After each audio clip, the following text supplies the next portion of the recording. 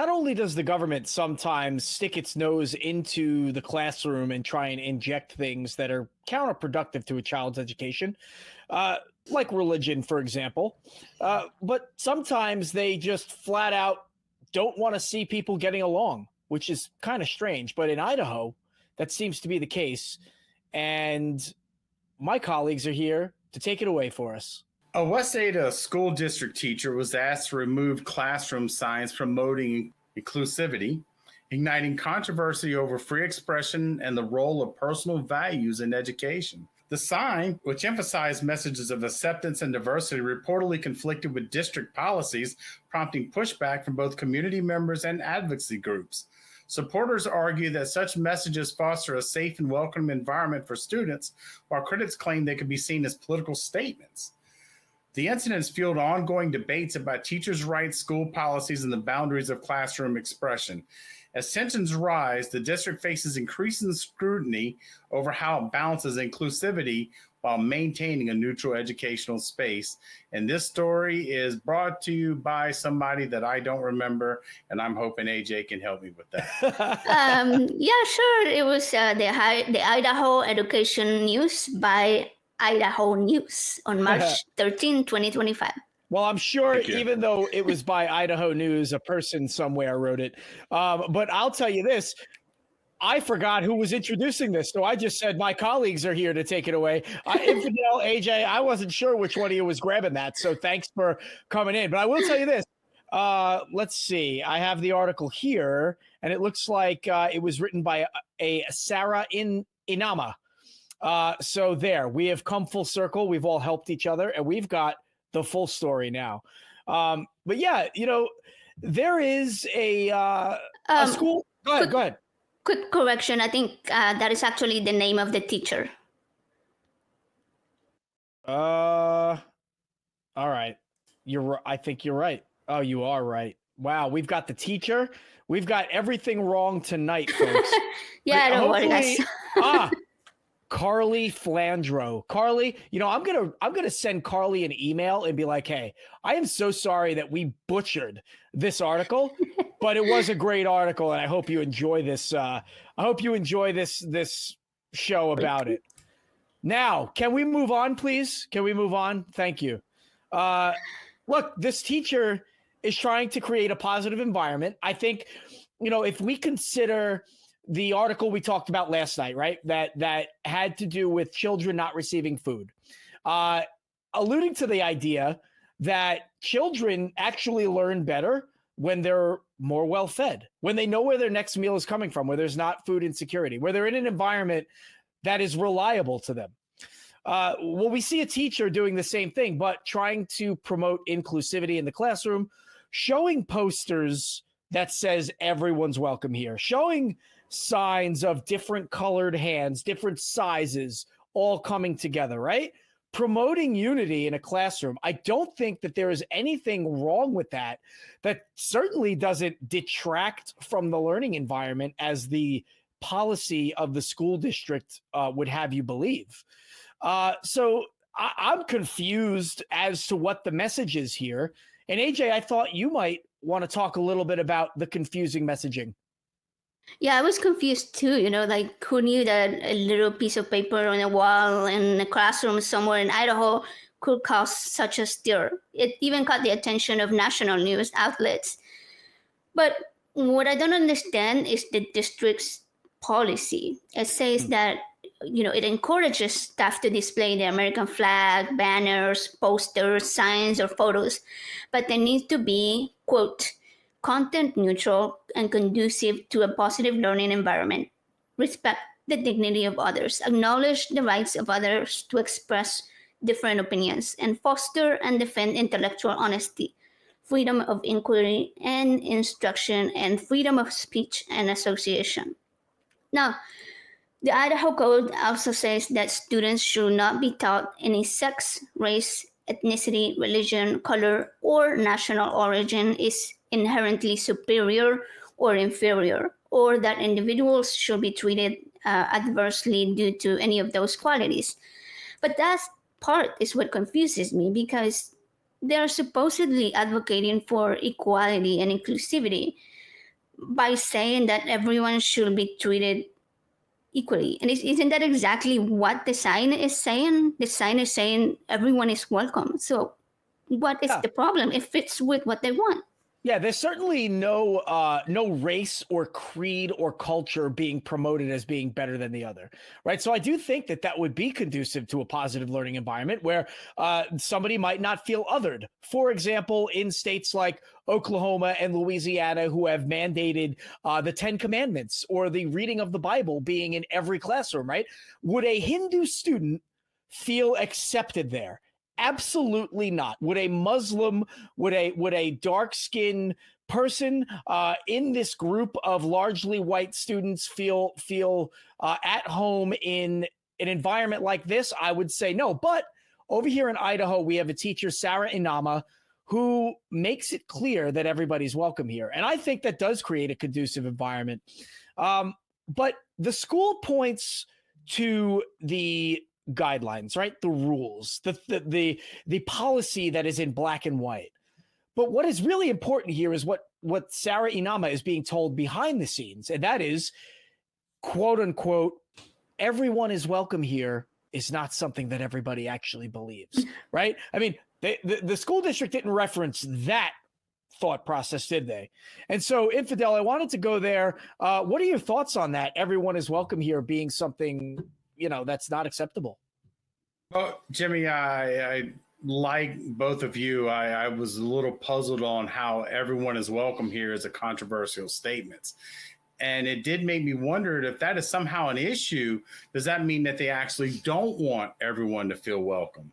And, taking those two polar opposites, if they're both unacceptable, because I would surely hope that if it said everyone is not welcome here, they'd object to that, because I could see that being a problem. But that sounds like they're doing they're a good side people on both sides argument to me. But these aren't comparable.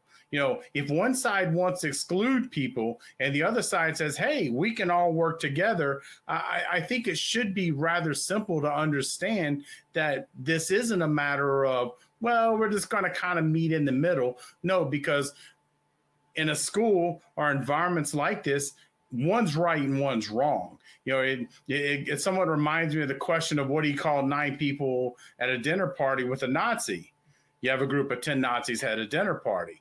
And that's really what we're looking at here, because either you're saying the other side has a point, but no, excluding people, no, it's difficult or impossible for me to ever accept that the side that wants to exclude people has a point. And, that's one of those hills I'm willing to die on. Absolutely. And, I think that there is a racist wave in this country that's reemerging.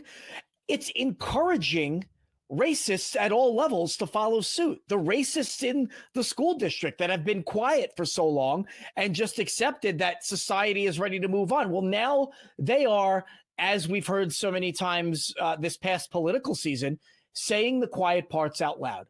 And they're telling that to Sarah Inama, right? And they're saying it basically through their actions by taking down signs that promote the comfort and the overall health and well-being of every student in the classroom. And I think that this teacher should be applauded.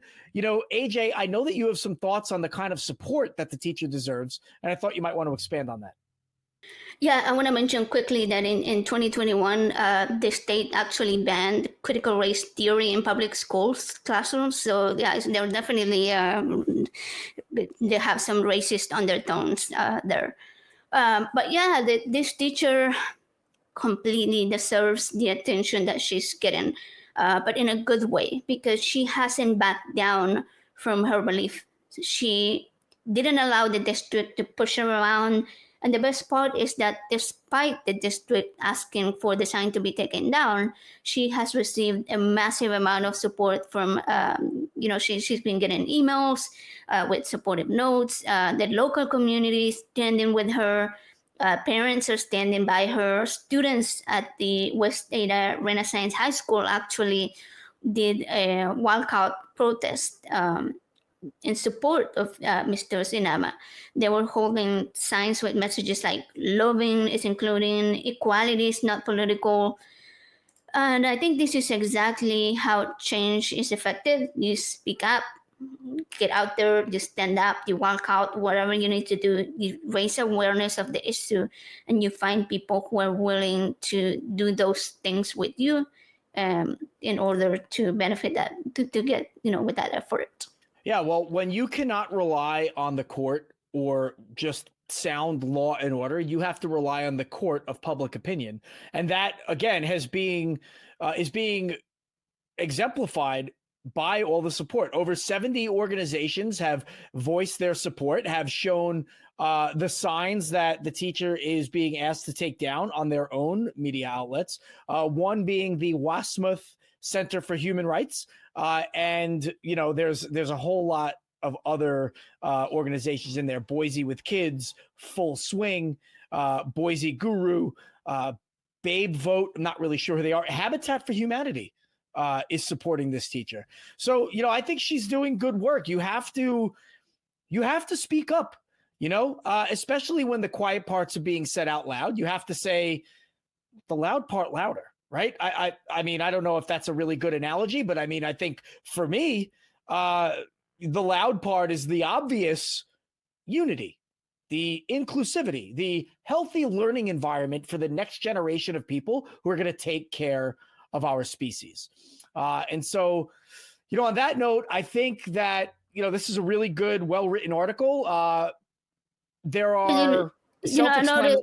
Go ahead. Yeah, so no, I was going to say, I noticed the other sign that she had up.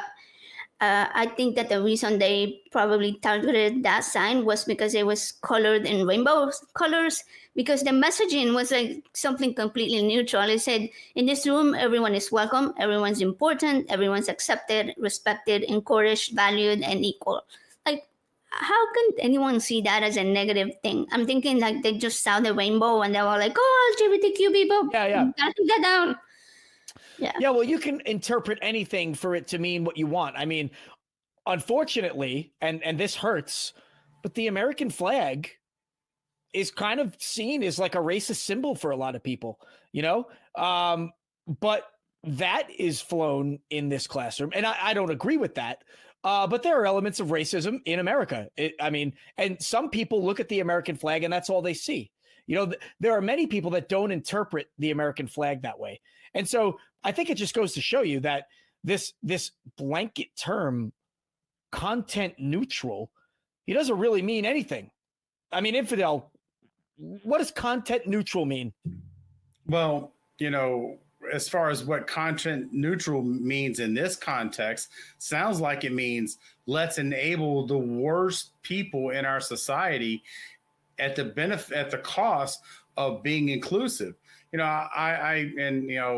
is something I'm not proud of, but in my early 20s, I was a delegate to 2 state conventions for a former Klansman who was running for state office.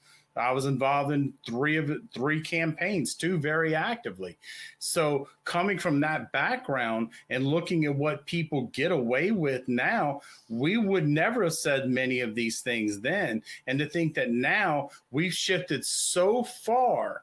And I think part of this is simply through silence, and which is, I think, a very good point to we need to push back and say it louder, because of our discomfort in addressing these things, we've allowed this problem to fester and grow to the point where just saying, hey, it's cool, everyone's welcome here, is problematic. And that is beyond problematic, because that's how we get to the problems where the othering of people just continues to build and grow and become worse and worse. So as far as this current situation here, I think that all 3 of us have touched on the only solution that I know of. Don't give an inch. Yeah. Call it out and push back. Yeah, and I think to AJ's point, and where I was going is, you look at different colors and you see a rainbow and you automatically think something. But really all that's saying is everybody's different, right? Those colors represent different things. We've been so programmed to think that a rainbow can only mean gay stuff, trans stuff, LGBTQ, which is fine. I mean, if I were a teacher, I'd have no problem with that in my classroom, but I'd also have no problem with just a rainbow, and it looks like this content neutral term is just vague enough that people could just take it and use it as a weapon whenever they want to. When in reality, all we're trying to do is just get through our day with a little bit of happiness, right? Maybe if they had put a black and white sign from the 1950s, nobody would have complained. Yeah. Only let white kids and black kids use different water fountains. That's neutral. We're neutral on water fountains, right? It's really sad, and they say the pendulum swings back and forth, and I hope the pendulum swings in the other direction sooner than later. So that's going to do it for us this week, folks. Thank you so much for tuning in. Thank you to Infidel and AJ for having a great week and 4 great episodes. I hope everybody goes back and checks out our episodes Monday nights, Wednesday nights, Friday nights, Saturday nights at 7 p.m. Central. Did I get that right? 7 p.m. Central. 6 p.m. Central. 6 p.m. 6 p.m. Central, 7 Eastern. I'm on the East Coast. But remember, folks, click on the links below to see more nonprofits. Please go ahead and click that donate button below the video. Share, subscribe, stay in tune with us, and follow us as we keep executing this mission of the ACA. Thanks.